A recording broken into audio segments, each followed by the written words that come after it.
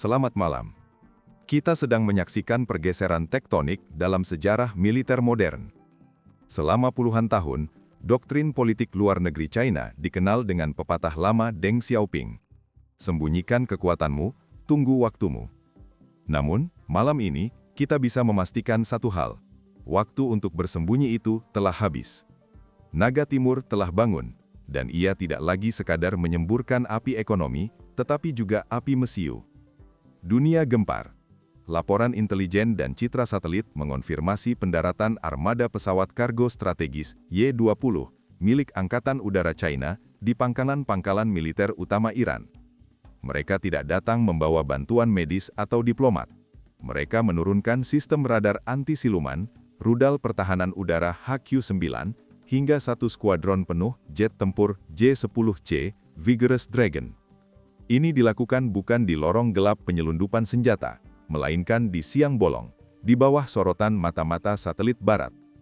Langkah ini diambil tepat ketika armada tempur Amerika Serikat sedang bersiap mengepung Teluk Persia dengan narasi invasi. Pertanyaan besar yang menghantui Pentagon dan dunia malam ini adalah, mengapa Beijing tiba-tiba bertindak senekat ini? Mengapa mereka berani menyeberangi garis merah Washington dengan mengirim bantuan militer mematikan ke musuh bebuyutan Amerika? Apakah ini solidaritas sesama rezim, atau ada kalkulasi hidup mati di baliknya? Untuk memahami kegilaan ini, kita harus membedah isi kepala Xi Jinping. Ini bukan sekadar tentang Iran, ini adalah tentang kelangsungan hidup China sendiri. Garis hidup energi dan dilema Malaka. Alasan pertama dan paling fundamental adalah energi. China adalah pabrik dunia, dan pabrik butuh bahan bakar. Sebagai importir minyak terbesar di planet ini, China menggantungkan hampir 50% kebutuhan energinya dari Timur Tengah. Iran adalah salah satu dari sedikit negara yang bersedia menjual minyak ke China dengan mata uang yuan, mengabaikan sanksi dolar Amerika. Beijing sadar betul akan dilema Selat Malaka. Jika perang pecah, Angkatan Laut AS bisa dengan mudah memblokade selat tersebut dan mencekik suplai energi China. Dengan mempertahankan Iran agar tidak jatuh ke tangan Amerika, China sedang mengamankan SPBU pribadinya. Jika AS menguasai Teheran, maka AS memegang keran minyak China.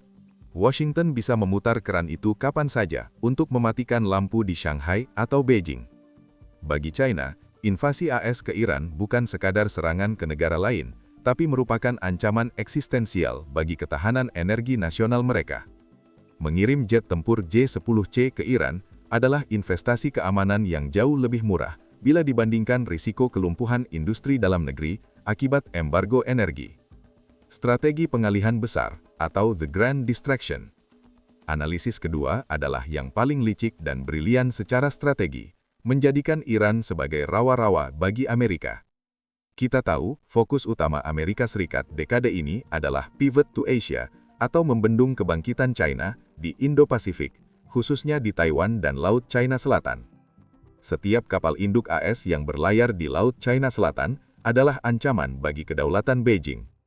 Namun, dengan memanaskan situasi di Timur Tengah dan memperkuat militer Iran, China memaksa Amerika untuk memutar haluan.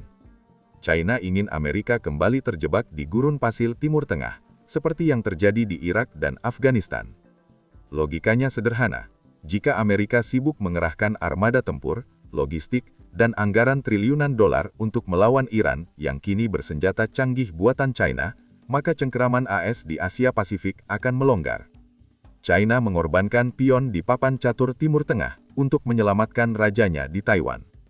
Membiarkan Iran kuat adalah cara China untuk mengikat kaki Amerika agar tidak bisa lari ke Asia. Melindungi investasi jalur sutra, BRI. Faktor ketiga adalah uang. Iran adalah permata strategis dalam inisiatif Sabuk dan Jalan, Belt and Road Initiative atau BRI milik China. Iran adalah jembatan darat yang menghubungkan Asia Tengah dengan Eropa dan Timur Tengah. Tahun lalu, China dan Iran menandatangani Fakta Kerjasama Strategis 25 tahun senilai 400 miliar dolar AS. Itu angka yang fantastis. China membangun pelabuhan, jaringan 5G, kilang minyak, dan infrastruktur transportasi di sana. Jika Amerika menginvasi dan mengganti rezim di Iran dengan pemerintahan boneka pro-Barat, maka investasi $400 miliar itu akan hangus dalam semalam. Aset-aset China akan dinasionalisasi atau diserahkan ke kontraktor Barat. Dengan mengirimkan sistem pertahanan udara, China sedang memasang pagar listrik di sekeliling aset investasinya. Pesannya jelas, sentuh aset kami dan kalian akan berdarah.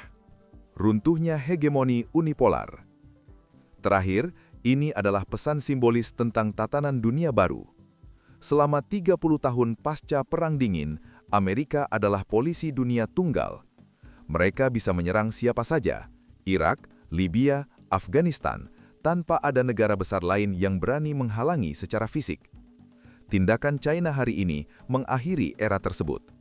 Dengan mengirimkan bantuan militer secara terbuka, China mendeklarasikan diri sebagai penyeimbang kekuatan, counterbalance. China ingin menunjukkan kepada negara-negara Global South atau Selatan Global bahwa mereka tidak perlu lagi takut pada ancaman militer Barat, karena sekarang ada kakak besar baru yang siap memberikan payung perlindungan.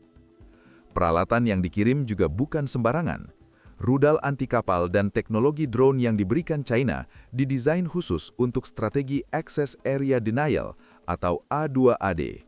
Ini adalah teknologi yang dirancang spesifik untuk menghancurkan keunggulan kapal induk Amerika.